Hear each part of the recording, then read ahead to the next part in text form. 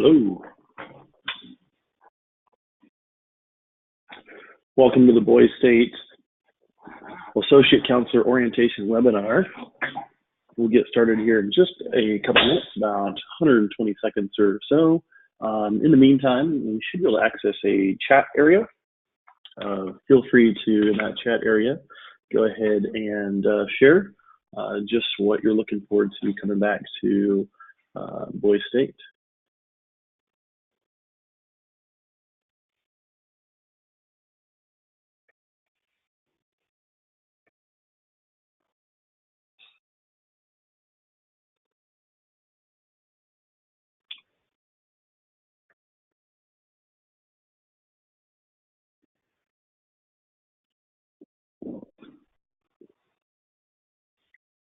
Also, we're waiting to get started. If you don't mind, just in that chat button, you should be able to access a chat area. Just go ahead and share in there your name, where you're from, and what you're looking forward to coming back to Boyd State.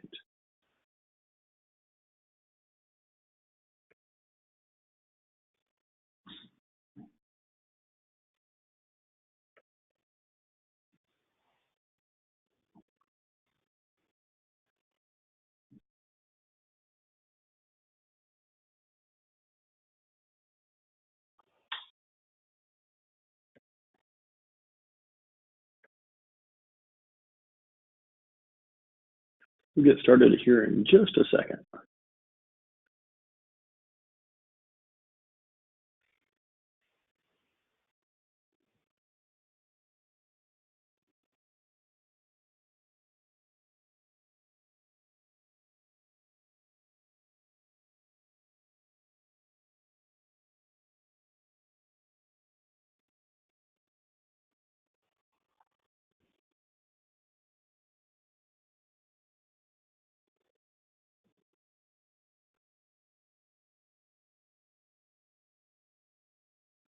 All righty, we're going to get started here in just a second. You should be able to utilize a chat function on the webinar here, so look forward to getting started with you and sharing just a little bit with you in reference to the role of the associate counselor that you'll be having as you come back to Boyd State. Of course, at no point in time have we established exactly what the different roles will be. Those could change as we prepare and make sure we optimize things for the entire week, as staffing can oftentimes change as people's plans, things come up, all of those nature of items can get in the way sometimes. So just know that while you're in this webinar tonight, just know that the roles can change, and as a result, we want to make sure you're prepared for any role that you may be put into, and so look forward to assisting throughout that. As you go through the process, just remember you should be able to ask any questions, and I'll try to address those as we go through. The chat box is not the same thing as the question box. I know that's come up from a few individuals. There should be a question box, but then also there's a chat box. So just make sure that it says not questions, but chat. I'll be trying to make sure that we'll be focusing on mostly the things that you provide in that chat box versus necessarily the items that are in the question box, but I will try to make sure that I answer both those. I see a few of those different items there. I appreciate each of you, Justin and Grant and Alexander, for sharing just a little bit there. I'm looking at both those boxes there. But overall, today in this orientation here, what we're going to go through, we'll jump right into it. And of course, if there's things that you missed, if you have questions, just share those along the way in either one of those boxes, and I'll try to address both of them. I'm looking at both of them right now. So I'll definitely try to assist with either one of those boxes. Wherever you post that, I should be able to see that because I can see when you pose a question, and so I'll pop in there and take a look at it. But overall, just a little bit about myself as we get started here. Overall, my name is Michael Harper. Here with you. I'm broadcasting here from Austin, Texas, and glad to be with you today from Austin. And so here in the comfort of my home, right here, not far from where we host Boyd State, look forward to sharing that with you and getting anything rocking and rolling here just a couple weeks down the road here. And so it's amazing to see just how close we are to things for Boyd State. And before you know it, we'll be getting started on things. A little bit about my background just overall. I don't want to belabor things. Look forward to being with you I've been with Floyd State here in Texas for just over 20 years, looking at my 21st year here, and so looking forward to jumping back into it. I currently serve with the Texas Department of Safety, as you can see there. Apologize for that spelling there. Public safety. I'm the fitness wellness training supervisor, and so I work with all of the state police, your black and white that you see on the Texas highways throughout the great state of Texas. Also your TBS, also your Parks and Wildlife, also your Criminal Investigation Division, and then also your Texas Rangers. And so I work with all of their fitness and wellness components and ensure that individuals are not only being fit for duty, but also fit for life overall. Coming from a background of research from the Cooper Institute, where I was an instructor and associate director, focusing mostly on fitness, but teaching and training individuals how to become trainers and why it's important, the research behind it, all those components, coming from my foundation, being a collegiate strength coach. And so really enjoy the aspect of fitness, as you might guess. And as we talk through a few different things, dealing with lots of different aspects of things, many of you are leaders. Many of you have engaged yourself in different types of activities, such as fitness activities. You might have played a sport, you might have been involved in band, you might have been involved in honor society, all sorts of different things. You've been in different types of roles in which there is a component of leadership. And we see that in fitness across the board. And so there's a lot of different parallels that I'll make today and share with you. And look forward to engaging with you while they're there at the Boy State experience as well for you, as well as our delegates. Overall, as we take a look at our program, our program within Texas Boy State overall, is a program that has been around for a number of years, over 75 years, 3/4 of a century, when we take a look at the history of the program. And so this is a program that's built on a foundation of success. And one of the big things that you might reflect and look back on, and you may have even heard a number of times, is that the program is built upon a foundation and principle of learn by doing. You remember that you were there with a number of other top scholars, 1,000, 1,100, 1,200 individuals that are scholars, individuals that are leaders, that have been selected for a role, the top of the top, the best of the best. And so as a result of that, you saw how hard it was when you brought all those same type of individuals together. And when you're together, you're in a situation where you're all on an equal playing field. And when we take a look at overall, of just how that you interact together, that individuals sometimes can be uncomfortable, and sometimes individuals have things that come up and questions, and individuals are in an uncomfortable situation where they may not be quite in a situation that they thought they were going to be in. And so it's our goal to help them along the way, but not necessarily to tell them exactly what to do. Otherwise, we're just reliving our experience as well. And so we want to make sure it's an experience in which they're getting the opportunity to figure out what to do through that aspect of learn by doing, in which we guide them, but they get to make the decisions. We're not there to tell them who to elect. We're not there to tell them the situation of what they should run for. That's all up to them. Yet we'll show them what are the different opportunities that they have to run for office. What different offices do they have that they can run for? What are the different things that maybe they should consider when they're thinking about who to vote for? But ultimately, it's up to them in who they're voting for. And so we want to assist them through that process, but we don't want to try to relive our experience or share what our experience was. And we want to hold that back and let them make the decisions for themselves. And sometimes that can be tough because it's exciting. It's a role that we want to be involved in which we're sharing what we did. But overall, in our role here, we are meant to be a leader in a role of what we call servant leadership. And when we take a look at servant leadership, it's interesting to think about, the aspects of what leadership is. And when you think about servant leadership, you might have heard about this before. Servant leadership is one of those aspects of where individuals are serving others. And that's the basic overall tenet of what we think about for servant leadership, in that you're serving others. And I remember one of my very first jobs. I was in high school and I got started with Johnny Carino's, and it was an Italian restaurant. I grew up here in Round Rock, just north of Austin, and I worked at Johnny Carino's. And I started out as a busboy.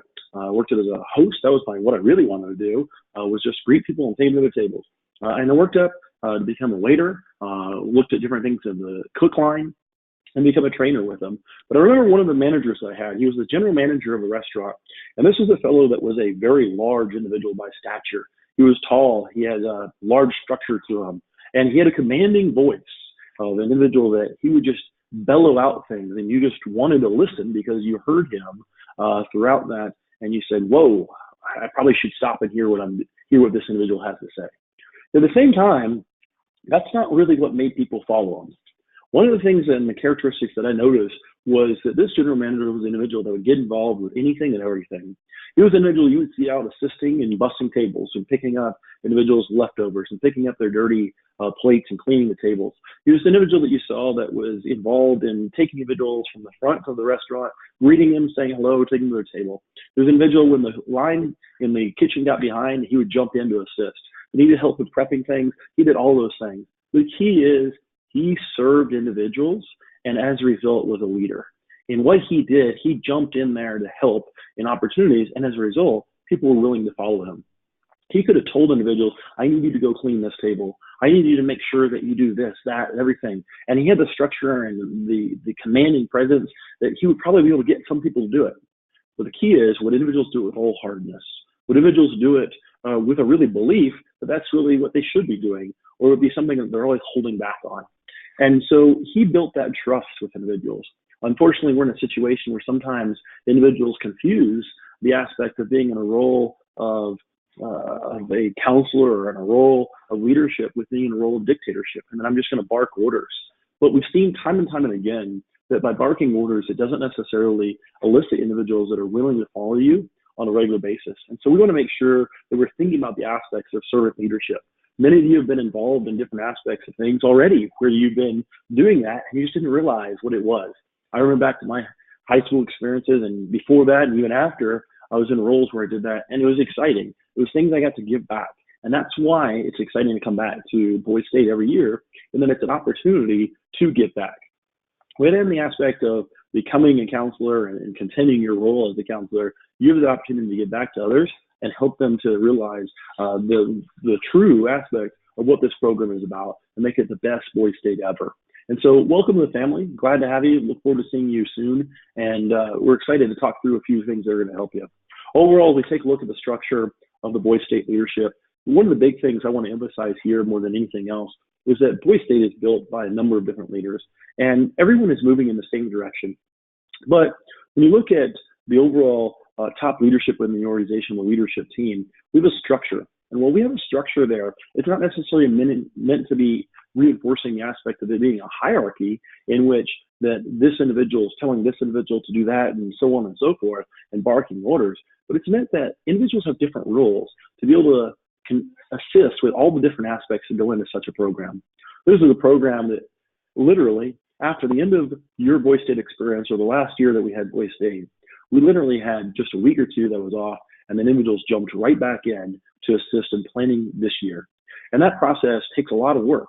It takes calls on a weekly basis to make sure that everything is taken into consideration, and we're able to help assist this to be the absolute best Boise State ever. And so that's one of the big things that we see is that these are individuals that are planning throughout the year. During the year, you may not necessarily always see them on the front lines because they're doing things on the back end, maybe meeting with individuals and making last minute changes that you're unaware of. Yet those are the changes that are going to assist you in making sure that we have a seamless, smooth week, and knowing that these are individuals that can assist with anything. All of these individuals, myself, and all the individuals you see on this screen have a plethora of years of experience and are glad to assist in any role and are there to serve with a servant leader's heart. And when we look at a structure within things, you think, well, okay, well, great. We have individuals that are city staff that then, within that aspect, we have within the city staff, we have our individuals that are our leads and we have our associate counselors. And so if we think about it from the top, we have our chairman, our leadership team, we have administrative staff. Within our city staff, we then have our lead counselors, and then we have our assistant or associate counselors at that role. And when we take a look at that, it's like you think of somewhat of a hierarchy, but we all have a vested interest to make sure that we're all willing to take full control if need be at any point in time. We give individuals that liberty and that flexibility to know that they can make decisions, that we trust you, yet we want to make sure that we're doing it with a smart thought process behind it, and that everyone is here to have everyone's back. When I think about the aspect of extreme leadership, we think about oftentimes within the military that you're not always necessarily able to rely on the person next to you, but we all have roles that are there, and that person is always going to back you up. And so when we look at that aspect, sometimes if you're out on your own, you have to make a decision, even though these individuals of your command staff are not there. And so we want to make sure that you know that we're there to back you up, For the same time, we want to follow within the overall role within the program and the direction of the program. And so we don't want one city or one group of individuals off doing their own thing and deciding, well, we're going to have a pickup football game at this time when everyone else is doing something else. We want to stay within the parameters of the program, but yet know that there's a lot of thought process and background within Boise State. One of the things, as I bring that up, it brings me to the idea of that within the week, you're going to notice that just like you remember as a delegate, that this program moves at a very, very fast pace. There are a large number of activities, remember, from recreation to city functions to visiting dignitaries to meetings within a city, and of course, lots of traveling from places to places. And all those things make up Boise State, and they all overlap at the same time. And so when you think about the role as a leader, there's a lot to keep up with. And so we have to make sure that individuals understand that we are there to guide them, we're there to lead them in where to go and what the next activity is. And they may not necessarily always know what's happening next. We may change the schedule at the last minute due to a conflict issue. Yet that's just the way it was meant to be, and it just didn't meet the publishing guidelines for us. But we're there to assist them in making sure they feel comfortable in that situation. And the biggest items is that we have to make sure that we assist individuals in following us from the start. And so we're going to talk about today some ways to ensure that individuals do follow you from the start. When we think about the characteristics of a leader, if you lose someone from the start, it's oftentimes tough to get their trust later on, to get them to follow you later on. And we see that oftentimes in the political world of individuals who have to restart their campaigns, of individuals who are chairmen or CEOs of companies who haven't necessarily gotten everything on board. And so they're trying to restart and get trust again. And so it's much easier to build that trust from the start, to get individuals to follow you from the start versus having to redo that later on. And so when we look at a couple of different characteristics of how we might build that trust and have individuals follow us from the start, we look at 6 different characteristics that I want to talk about in reference to how to lead and how to influence. When we talk about the overall aspects of leader, we want to follow the aspects of being a servant leader. That's one of our big goals, is that we're serving, that we're able to jump in and assist. If we ask individuals to pick up trash, we're going to do the exact same thing. And we're going to jump in to help pick up trash. We're going to leave places better than they were before. And so that's the aspect of servant leadership. And I'm not just there barking orders, asking them to pick up trash. I'm assisting them with that process. I'm showing them I'm willing to jump in with anything. And as a result, you're going to build trust. You're going to build individuals that will follow you much faster than you would otherwise of just barking those orders. And so when we look at some of these different characteristics and we talk about these items of what makes strong leaders, this first one that we see on the top left of reciprocity, we talk about here of the aspect that individuals are going to get back what I give to them. I talk a lot about the aspect of I work within law enforcement and work with individuals that are out, pulling people over for speeding or any number of different situations. And when you think about individuals within law enforcement and when they go and they meet an individual for the first time, there are many individuals that are not, too pleased to see those individuals. That when they get pulled over for speeding, maybe you think about your reaction or the reaction of others that that might have at one point in time gotten pulled over for speeding. You typically don't see the reaction of individuals talking to the officer and saying, "Oh, shucks, officer, I'm so glad you pulled me over. Thanks for pulling me over and giving me some constructive feedback on my driving. I'm excited that you did that. Thank you so much. If you don't mind, just give me a ticket. That way I can document this." No, that's not what happened, is it? Many times individuals are inconvenienced. Individuals are denying what happened. Individuals are irritated.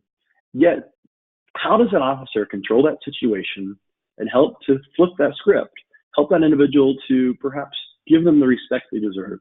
Oftentimes it starts that even though that individual is not pleased to see them, that they're still providing them the aspects of courtesy, of service, providing them that genuineness that they do. When you look at the Texas Department of Public Safety, that's 2 of the big values that they focus on is courtesy and service.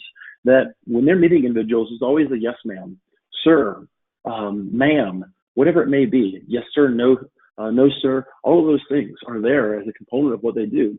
And as a result, that respect that they're giving, even though they may not seem like they deserve it, because they're acting like a jerk or they're being rude or whatever it might be, in that situation, they're providing that respect because they know if they give them that respect at that moment, that hopefully that individual will realize, maybe I should give that back.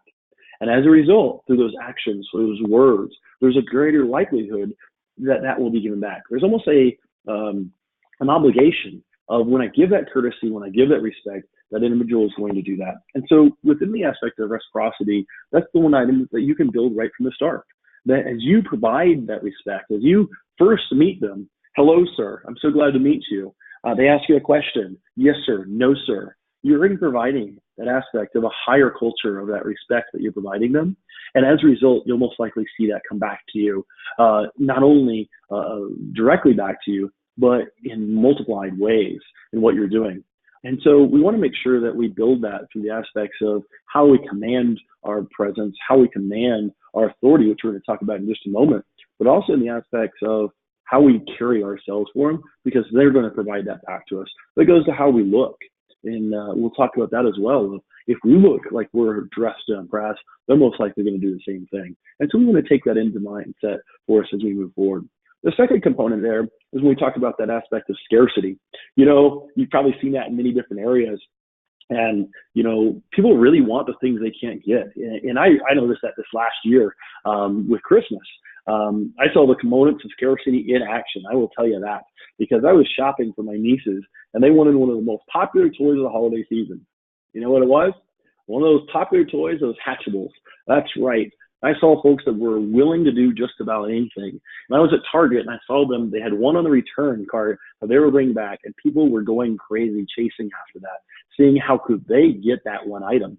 Now, we're not going to necessarily hold things from them. We're not going to go to the cafeteria and not allow individuals to eat. That's not a component of what we're looking at scarcity here, of not having any food on the shelves here. But we look at it from the aspects of, how can you utilize that to your advantage? We think about the aspects of what are the things that individuals might miss out on if we don't do something else.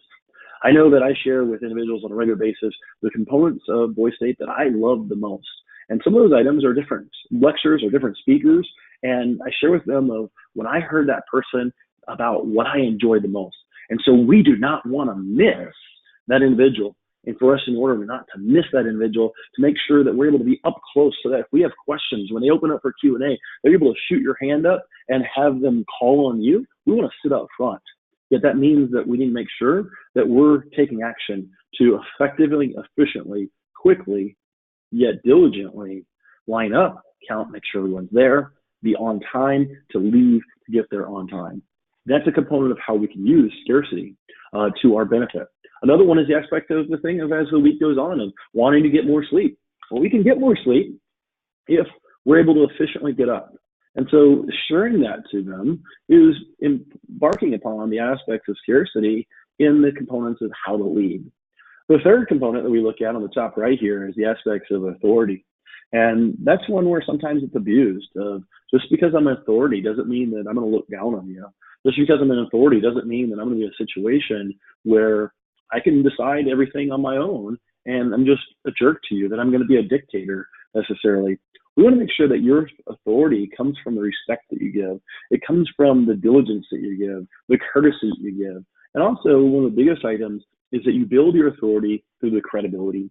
As I go around and I travel, I've had the opportunity to travel not only across the great state of Texas or throughout the United States, but I've had the opportunity to travel international, all around the world, and working with different organizations within the military and law enforcement, and providing them guidance in reference to their fitness programs, policy implementation, and how to keep that program moving forward.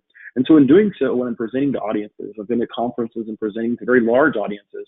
One of the things when you're up on that stage, you can feel very lonely of individuals out there going, does this guy really know what he's talking about? And so one of the biggest items that we focus on is making sure that you build that authority through credibility very early and consistently throughout what you're doing. When you're talking about your authority, you want to make sure that you're doing that through that credibility of as you're sharing information, that it's not just your opinion, that you're bringing that information from factual information.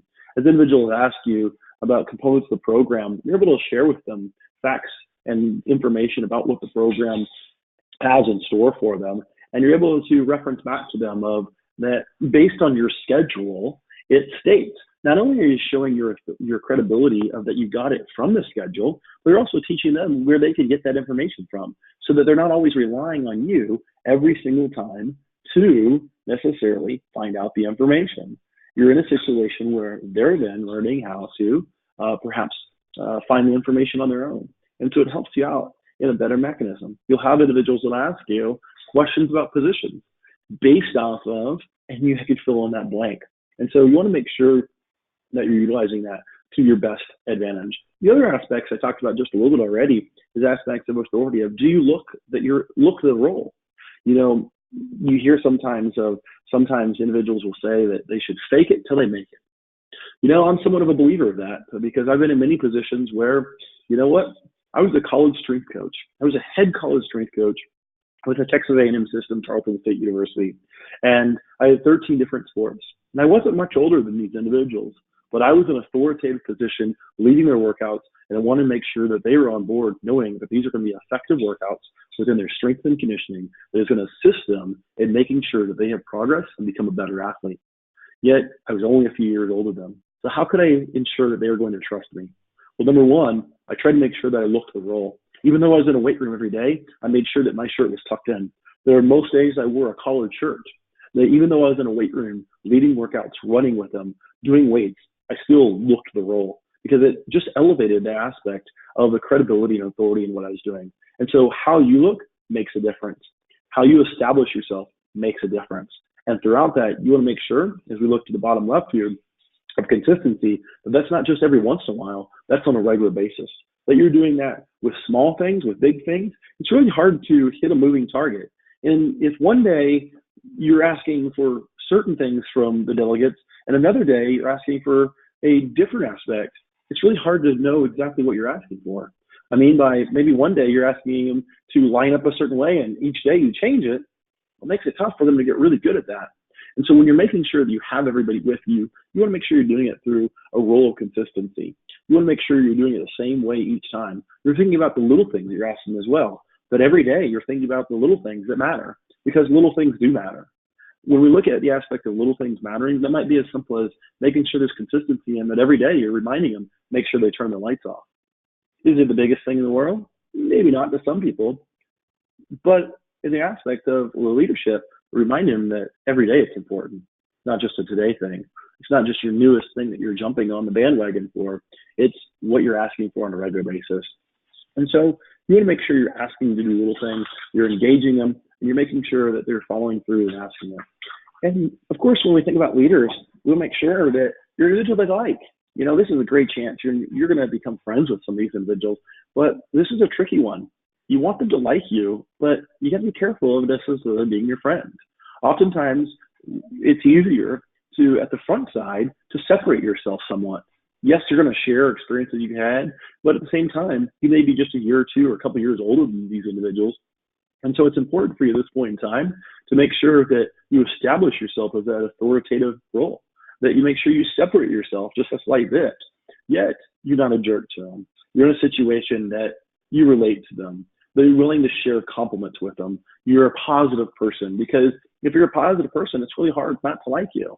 And so that's one of the roles when we think about the issues that may come up, of ensuring that when those issues come up, that you're praising them publicly, that you're taking care of issues, perhaps to the side. Now, that doesn't necessarily mean that you're one-on-one with them over in a closed room, perhaps just maybe out of the sight of most individuals, but within an ear's shout, that if anything were to come up, that you're protecting yourself and the overall organization. And we'll talk about that in just a few moments. And so we want to make sure that perhaps later on in the week, we're a little bit more of a friend, but earlier on, we're more of a counselor in that role. And then the last thing is think about what are the ways that you could have them choose versus you tell them what to do. What is the best way for us to ensure that everyone is here? They might have a good idea. It might be something that we hadn't thought about. And so as we ask them, they're more likely then to jump on board with it as a result, and they feel like they're heard. So these are 6 different aspects of leadership that you might embark on and think about as you come to Boys State as a counselor in your role, and making sure that individuals are following you, individuals are willing to stay on board with you. Next, we want to talk about just overall the role as an associate counselor. And as I mentioned at the very beginning, this role could change slightly as we go through the week and overall in assignment. But we just want to talk about a couple of different aspects, and so we're going to highlight in each of these different 6 areas. The first one that we're going to take a look at is in reference to just overall the role as being a guide. This is one of the biggest items that we focus on of what the role is. Overall, the teaching in the classroom, a lot of those components, of those overall components are going to be from a lead counselor, someone with maybe a little bit more tenure within the program, so that the more difficult questions can be answered. Yet it's important that all of us are able to answer questions at any moment's notice.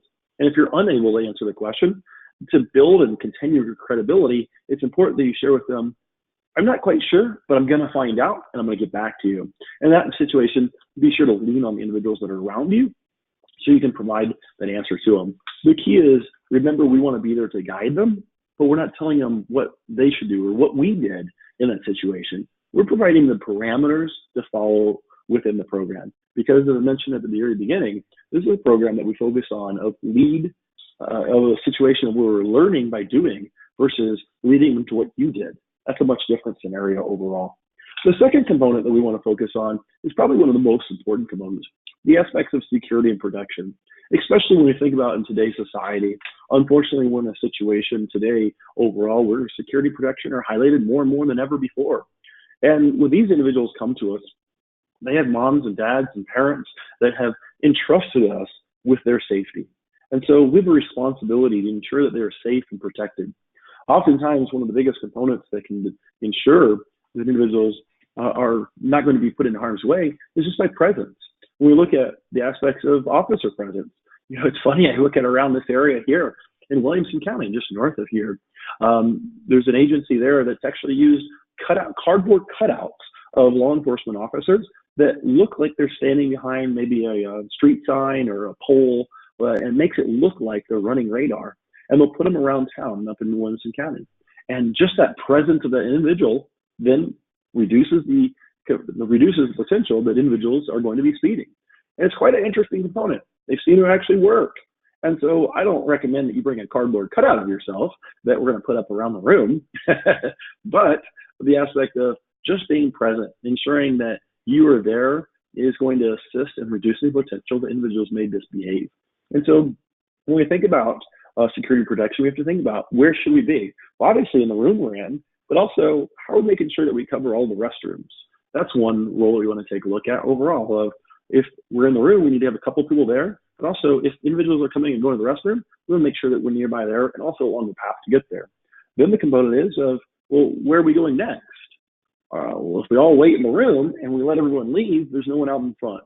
And so we want to make sure that we overload on the front side of individuals leaving to make sure that when we get there, we have individuals that are going crosswalks along the way. We have individuals that are going to assist in helping individuals to make sure that we're getting to the right room, that we're flowing into the room appropriately. All of those are important components. We want to make sure that throughout the week that we have presence to assist with security and protection. Then also we want to think about the aspects of, you're responsible of individuals in your city. And between you and the other counselors, 100% of the time, you should know where all of your delegates are. And that's an important component, that 100% of the time you're aware. So if you have individuals that are in band, you have individuals that are in the mayor, that are going to special meetings, you need to have a list of who those individuals are and when they're not with you. That can be an important component for you. Then, of course, thinking about the aspects of making sure that you're protecting yourself and overall the organization. When we think about threats to that, we think about situations where you might be in a one-on-one situation. And let's say that you have an individual, a delegate that says that they need to go to the restroom. Well, if you have an individual that says they need to go to the restroom, or let's say the medical staff, let's say that instead, and they ask that, what might be your answer to this question here? The delegate requests a visit to the Boise State medical staff. Which of the following is the best scenario? Should you tell them to just tough it out because visiting medical staff shows weakness? Or should you take the delegate who's inquiring along with one other counselor? Or should you take the delegate inquiring along with one other delegate? Or should you take the delegate inquiring along with two other delegates? Which of those is going to be the best answer? Now, of course, yes, I throw out a curveball because there could be more than one correct answer. I'm glad that none of you said that it shows weakness. And I noticed that majority of you said that you should take the delegate along with two other delegates. There's actually two correct answers. And so the second correct answer is that you would take the delegate along with another counselor. The key is that if I were to leave and I were to go with that delegate and there was just me and that delegate, well, I'm in a one-on-one situation. Say, well, I'll take one other delegate with me. In that situation, if it's me, that delegate, and one other delegate, once I drop off that individual medical staff and I come back, now I'm in a one-on-one situation. So the alternative is that I could take two delegates with me, and in that situation, when I go to the medical, I drop the one off, I've got two delegates that are walking back with me. Yes, that means that you are walking with three individuals to take one individual to the medical staff. The other alternative, if you're in a situation where there's a large assembly and staffing is appropriate, you could take another associate counselor. So now it's two associate counselors and that delegate. And so then when you drop them off, it's then okay for you and that other delegate to, or that other associate counselor to walk back on your own. And so a really big important aspect of sometimes you have to think ahead to make sure you don't put yourself in a situation where you are in a one-on-one situation, because otherwise it can reduce the potential of your own protection if something comes up. The third component is in reference to movement. You notice from when you're at Boise State that there's a lot of movement. We're moving all over the entire UT campus and traveling oftentimes far distances. And throughout that, safety is important. And also the component of knowing where we're at. You know, when we think about leaving, it's important that we emphasize the aspects of a little bit of a city formation. We're not necessarily overall strict on this, that we need to be exactly in check of our walk, step by step, right, left. But we want to make sure that we look organized. We're a very large organization. It's not like we have just 50 individuals walking across campus and there might be someone that sees us. No, individuals will see us because we're 1,000 plus on the campus of UT. And so individuals are going to see a very large group. And if we look raucous, then they're going to point that out. So we want to make sure that we are in a situation where we are showing individuals the type of organization we are. And so important components will be to make sure that individuals know where to meet you, so we don't have people straggling around. Individuals know that where you meet, you need to ensure that if it's inside of a building or outside, that we have appropriate action there. And then when we think about moving individuals, if we're in a city formation, we want to try to make sure that we're in a situation where we're pretty organized. And then you have to think about where is your role of where you should be. Let's think about the picture on the left here. That if you're in a situation and you got a city and you're the only counselor, where's the best spot for you to be? I want you to think about this. Is the best spot for you to be in the front? That way everyone knows exactly where to go. Or should you be in the back? That way you make sure there's no stragglers and just kind of haul it up to the front so they know where to go. Or hope that they have an idea of the UT campus. Or perhaps should you be in the middle? And that way you can kind of turn around and see the back, but then you can haul up the front. Well, it's really not a best answer. And so perhaps you might have to move quite a bit. It might be that you need to be at the front to help get them going, and then you let them go ahead and you tell them, the folks at the front, I want you to stop at that corner up there, and then I'll catch you up and let you know when we're ready to go. That allows you to fall back, make sure everyone's with you, and then you can walk back. Once you get to the front, we can go again. It allows you to see the entire group. And then the aspect that goes to overall of making sure a crosswalk, same situation. You want to make sure you're there to be in the crosswalk as they go across in case there's any point in time you need to tell them to stop. Inadvertently, they're going to want to keep on going. And so in that situation, oftentimes it takes your leadership to tell them, oh, wait a minute, there's a car coming, let's stop real quick, and then we'll continue on. With that, those folks that have already gone across, you want to tell them that where to stop. The other aspect is when we're moving a large group, and that's what you see more so of the picture on the right. You have individuals in the front, and oftentimes there's a heavy load on the front side, because that way, if I only have one person in the front and we need a very large group, well, if I hit a crosswalk or multiple crosswalks, I may not have enough individuals to make sure that we have someone at each one of those. And so it makes it very difficult. Also, when I enter into a room, having additional individuals on the front side is going to assist so that we get in there and able to see individuals effectively and efficiently. We always make sure if there's two different sides of a room, we're using all entrances. That way we can effectively get individuals into that space during the activities. The other thing is thinking about overall as we're returning in a large group. Still staying somewhat organized, but we're moving effectively and efficiently. When we think about the fourth component, when we think about in the dorm. Within the dorm, one of the components that's very unique to Boise State, it's unlike any other program, is the UT campus provides us with master keys. And so we have a master key that unlocks and locks all the different doors within the floor. Those floors are from a capture system that we'll talk about when you're there. Some of these things that I talk about tonight, we're going to expand upon in the components of our training together. But that key that we have, that's a master key, should never leave the dorm. Because if we lose one of those keys, well, it's very expensive of obviously having to rekey a very large number of different doors. Or if you have one of the capture keys, which is an access key to get a master key, well, we have a number of capture points that we have to make sure that we're rekeying. The other aspect is if we're making sure that we have everyone out, just think about the aspects of the waking individuals. We never just open the door and walking in. Think about safety and security, their safety and security. We'll make sure that they feel protected. And so we don't want to just walk in. We always want to knock, make sure they have the opportunity to open the door. Yet, we want to make sure that we're effective and that we're checking at night to make sure individuals are only two to a room, that we're taking care of those aspects of things. And to assist that, it may be appropriate that you hang out in the hallway just a little bit. It's a great time for you and the other counselors within your city to make plans for the next day, to go over what's going on the next day, answer any questions, and rehash what happened throughout the day. And one of the last things is within the dorm, we want to make sure that we're emphasizing what our boundaries are, not only within the dorm, but on the campus, and then aspects of safety for them, that we always lock the doors. Yes, it takes an extra minute, but you know what? Just imagine if all of their stuff got stolen and you said, well, we're tight on time. It's not an appropriate excuse. And remember that their parents assumed that responsibility for us to take care of them. The fifth item here of our 6 items we're going to talk about here, and we're almost done, is in reference to recreation time. This is one of the times that many individuals remember and really enjoy from their Boys Day experience. And we want them to engage throughout that. And so we encourage individuals to become involved with something. Remember that individuals can be involved with more than one thing, though. They don't have to be involved with only one item. They can be involved with multiple items all at the same time, and they can move from different aspects of things. Your role during that is not necessarily to be just their coach.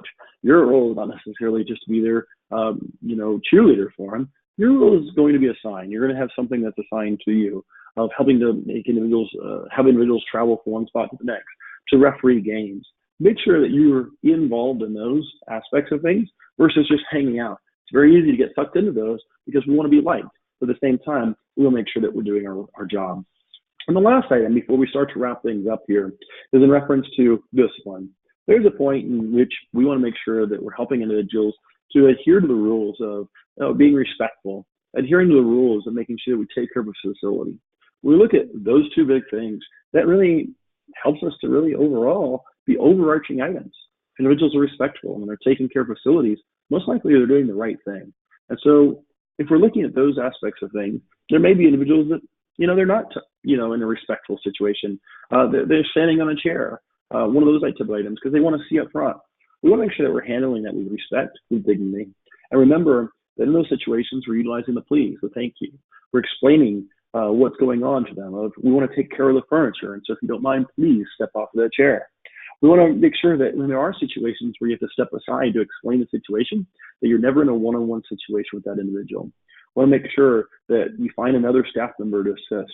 And think about, is this in a situation that's a minor infraction in which you can just explain and move forward? Or is this a situation where I need to get more tenured staff? Because a larger issue is something that we want to make sure that we're exploring and sharing the situation so that everyone is on the same board. We don't want to put you in a situation where you're having to be that disciplinarian. We want to make sure that you're in a situation that your role isn't spent more as being a leader of the aspects of assisting and motivating individuals. Overall, it's a tough week. It's a lot of work. And so we understand that throughout the week, there's times where you may say, well, I'd really like to just take a nap. Well, wouldn't we all? But the aspects of leadership is it's tough sometimes, it's tiring sometimes. And so we want to make sure that we're doing that at times, but not affecting the program. Just think if everybody went and took a nap during recreation time and there were no counselors around our delegates. Just think if everybody went and took a nap during a meeting. Well, we're not being present. We're not protecting the individuals that their parents, that we have a legal responsibility for. And so their parents have entrusted this to them. And so we want to make sure that we're carrying forth our role. And there are times that maybe we need to step aside. If that's a situation, we want to make sure that, number one, we're moving out of the sight line of our delegates. Because if they're not supposed to be sitting on their phone texting, yet we're sitting in the same row right beside them doing that, what is that telling them? Are we providing them with the example of what they should do? Probably not. And so if that's a situation, take care of the issue. Just maybe we step out of into that environment, let somebody else know so they know where we are, and then we make sure that that environment is still covered, and take care of what you may need to. And then jump back in when appropriate. All of those are important components. Overall, we want to make sure that this is not only a fun week for the delegates, we want to make sure it's a week that you look back on that you're proud of, that it's something that you're excited to come back to. There are times that in the week, yeah, it'd be great to have a big party for your city, yet is that really the last thing you want to be thought of a situation where you have chaos, that it's gotten out of control? Or is it a situation where you want to have a time where your city can reflect and they can look back on the lessons they learned and think about how great of a leader you were? Because that's what we really want you to be, is that leader that individuals go, man, they might have only been a year or two or a couple years older than me, but they sure were on top of it. And they assisted me with things I never thought I could have had answered and showed me the way of not telling me what to do, but allowing me to have the guidance so that I could learn by doing. And so it's a fun week. It's a busy week. We're excited for you to be a part of the Boise State family. And we want to make sure that you're on track for what we're going to do. Know that there's a lot more training that's forthcoming for you. So remember for the upcoming webinars and also the training that we'll have in person when you get to Austin. But overall, we want to ensure that together, we're hoping to make this the best Boise State ever. Look forward to seeing you soon. If you have questions, feel free to add those in the chat box, or the question box is to the right. I'll stay on for here for just a couple of minutes and answer those, but look forward to seeing you in Austin in just a couple of weeks. Thanks so much and have a great night. Mike, thank you for the eloquence, for the preparation, for the great work. I love that this is recorded and will be reused, so really enjoyed the time. Appreciate it.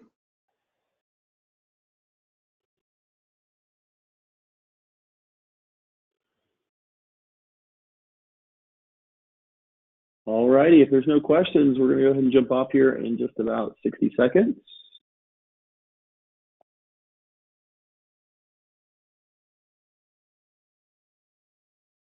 Will there be a quiz going out? Thank you, Matthew, for asking that question. There will not necessarily be a quiz tonight. There will be some questions and answers that will be coming up, and a team will be guiding that here in the next couple of days.